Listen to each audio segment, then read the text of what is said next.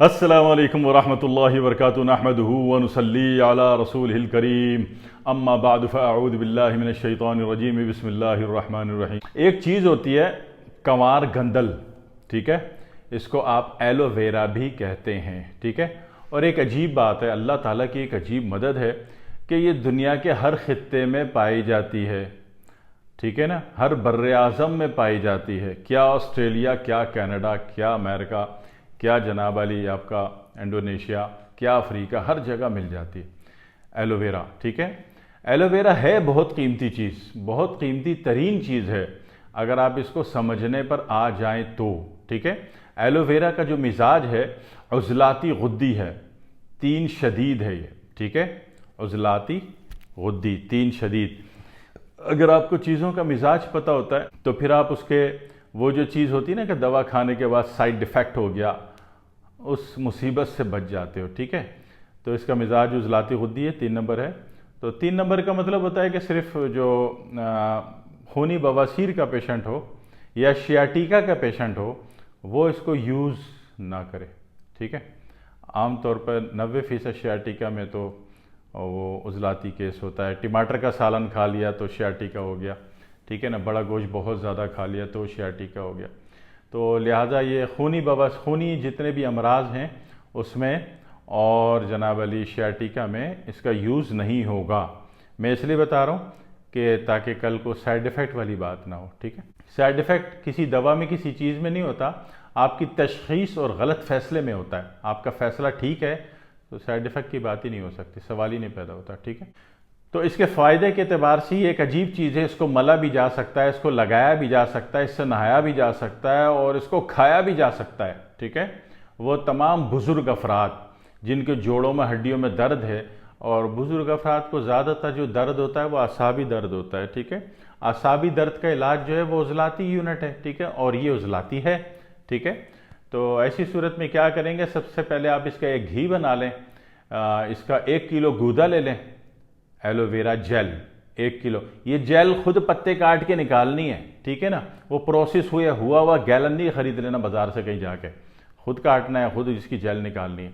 1 kilo ये jail ले लें, मुश्किल से 4 पत्तों की जेल 1 किलो हो जाती है, बड़े मोटे पत्ते की। तो 1 किलो जेल को लेके बारीक काट लें उसको, और 1 किलो देसी घी में इसको भून लें।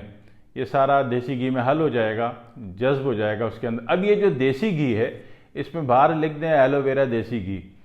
तो इस देसी घी में वैसे ही सूजी का हलवा बना लें या पंजीरी बना लें जिस तरह आप माशूर मुरव्विजा बनाते हैं, ठीक है।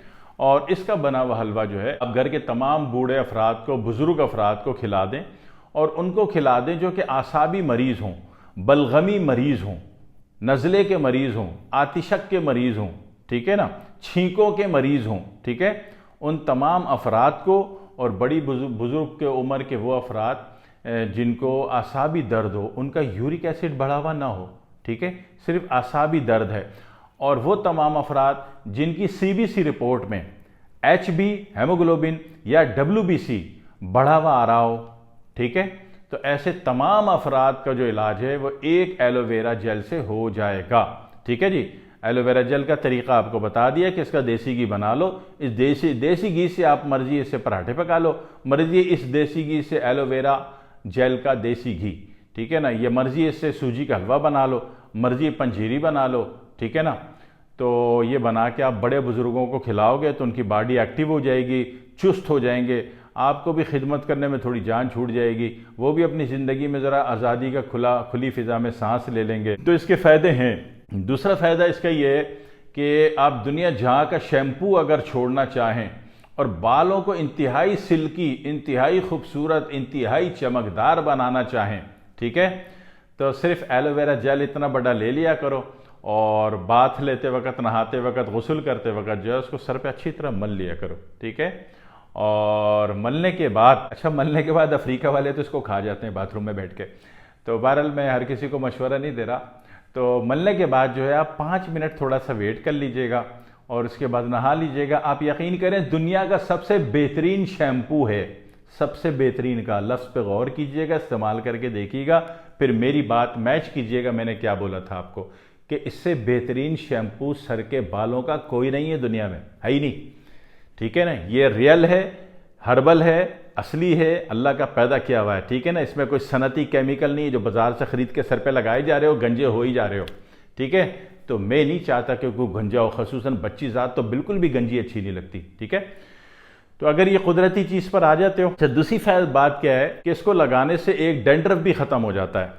तीसरी बात क्या है कि इसका शैम्पू करने से, यानी इसके 2 बड़े बड़े पीस ले लिए और सर पे अच्छी तरह साबुन की तरह रगड़ दिया आपने, इसका शैम्पू करने से जुएँ भी मर जाती हैं, ठीक है। क्योंकि जुएँ आसाबी होती हैं, है ना, प्लेटिलेट से पैदा हो रही हैं, WBC से पैदा हो रही हैं, ठीक है, दोनों के कंपाउंड से पैदा हो रही हैं।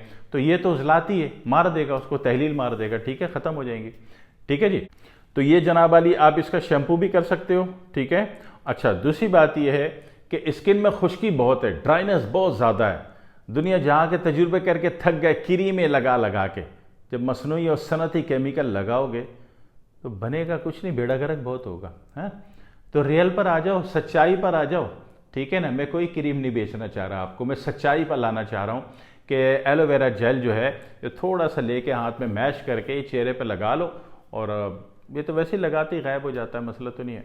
बेशक आधे घंटे बाद मुंह धो लो, इसको लगाने की आदत डाल लो, रात को लगा लो, सुबह लगा लो, कहीं जाने से पहले मुंह अपना अच्छी तरह खाने के सोडा थोड़ा पानी में हल करके वो उससे मुंह धो लो, उसके बाद एलोवेरा जेल लगा लो, आधे घंटे बाद मुंह धो के मेकअप कर लो, इंशाअल्लाह सबसे हुस्न और चांद की परी आप लग रहे होंगे, ठीक है। करके देख लीजिएगा, एलोवेरा कोई प्रॉब्लम तो नहीं है। आप नर्सरी जाएंगे कहीं करीब में, इतना बड़ा गमला लेके आ जाइए घर पे। तो एलोवेरा इन चीज़ों में काम करता है। अच्छा, वो तमाम ज़ख़म जो पानी छोड़ते हैं, एक ज़ख़म होता है ना कि पीप छोड़ता है, एक ज़ख़म होता है जो कि खून छोड़ता है। खून छोड़ने वाला ज़ख़म तो बवासीरी हो गया, तो उस पर तो एलोवेरा जेल काम नहीं करेगी, ठीक है। अब 2 ज़ख़म रह गए और 2 दाने रह गए, 2 एक्नीज रह गई, 2 पिंपल रह गए। वो कौन से? पानी वाले पिंपल, पानी वाला ज़ख़म, ठीक है, और पीप वाले पिंपल और पीप वाला ज़ख़म। जी, सबसे ज़्यादा बच्चियां जिनका हार्मोनल सिस्टम डिस्टर्ब है, डिसबैलेंस है, डिसेबल हो गया, मामला काबू से बाहर हो चुका है, उनको पीप वाले पिंपल होते हैं। अच्छा, खून वाला पिंपल जो है वो तो सिर्फ दर्द या खारिज देता है, पीप वाला पिंपल दर्द देता है, दर्द, ठीक है ना। पीप इतनी सी भी उतर जाए ना बॉडी में, पूरी बॉडी में दर्द आ जाता है, इसको कहते हैं सुजाकी, ठीक है ना। पीप क्या है? सुजाक है, सही है। और पानी वाले मामलात क्या है? आतिशा के, खून वाले बवासीरी, सही है। तो पीप वाले पिंपल बच्चियां बहुत परेशान है इससे, पानी वाला पिंपल बच्चियां बहुत परेशान है इससे। तो उसमें भी ये मलोगे, और मलो तो मैं कहता हूं दिन में 3 दफ़ा मलो, ताकि 3 दिन में ठीक हो जाओ। कोई महीने 6 महीने वाला इलाज नहीं करना है, ठीक है। तो इतने सारे मुख्तसर से बेनिफिट मैंने बता दिए। अगर ये आप अपनी ज़िंदगी में ले आए, ज़िंदगी बहुत अच्छी होगी और पूरी ज़िंदगी दुआएं दोगे इंशाल्लाह। वस्सलामु अलैकुम वरहमतुल्लाहि वबरकातुहू।